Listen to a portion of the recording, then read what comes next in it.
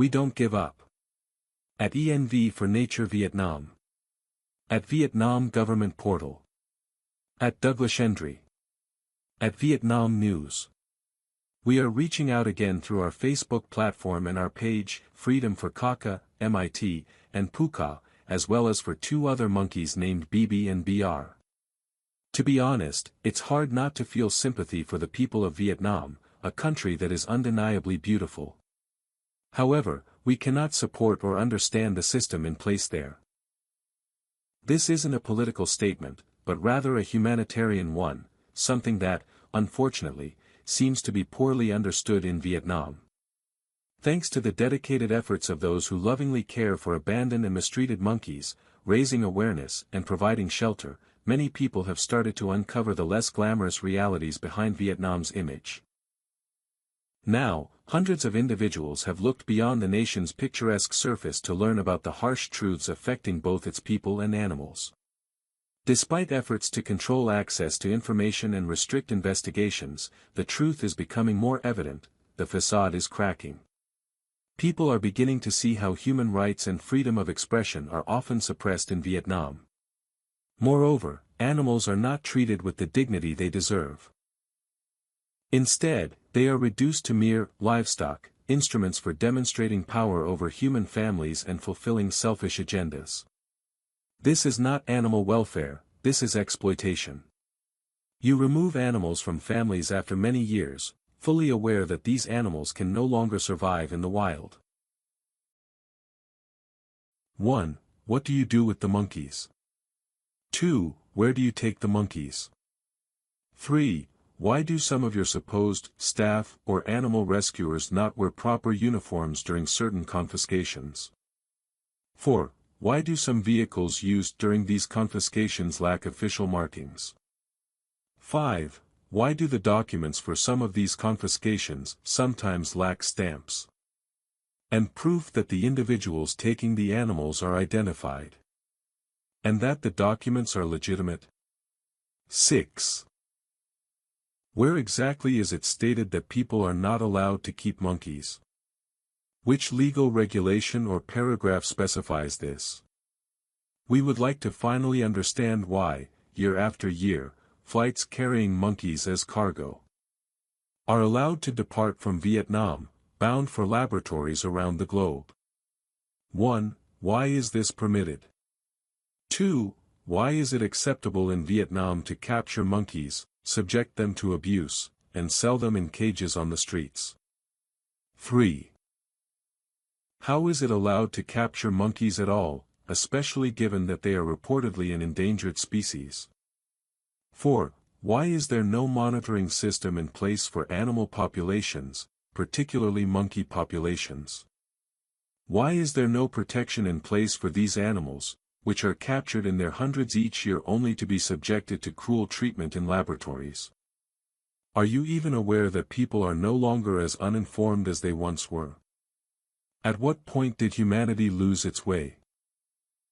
When did compassion for these creatures vanish altogether? It seems you operate with double standards, and as a result, you carry responsibility for the deaths and suffering of countless animals that are subjected to horrific cruelty in labs on a daily basis.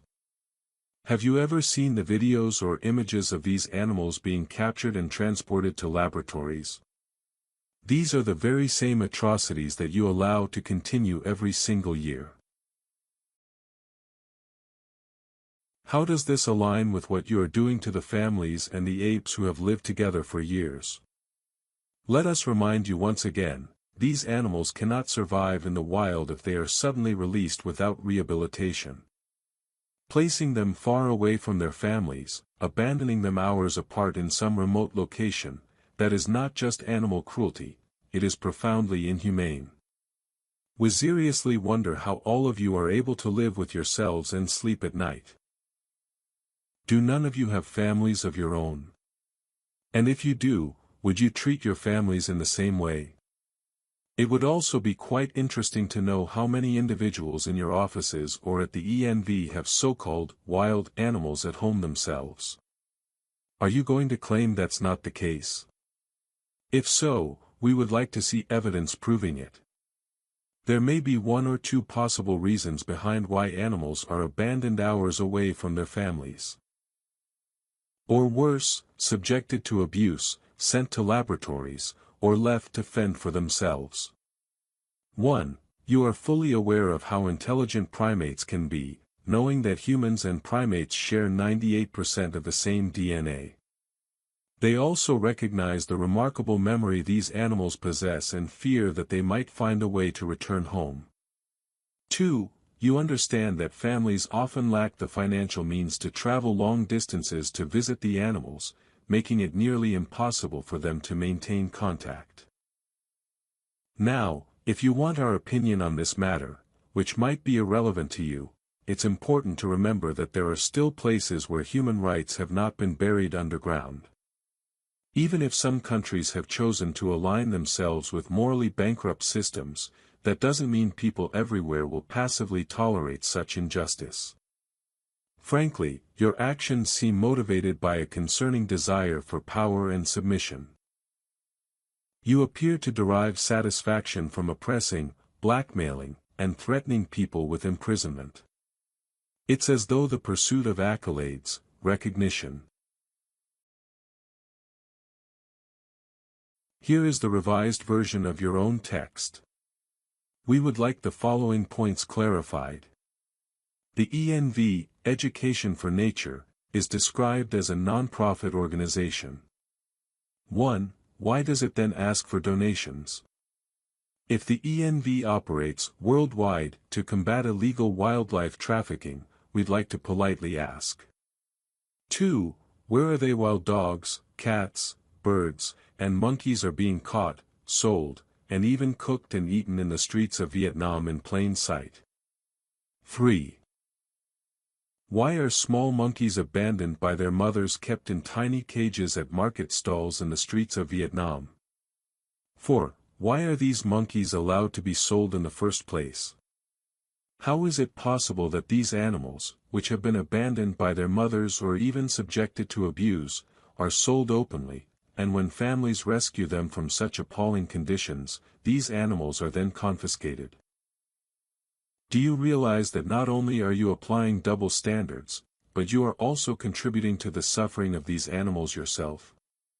What's even more troubling is the undeniable reality that people, whether neighbors or not, are quick to betray one another when it comes to safeguarding their own interests.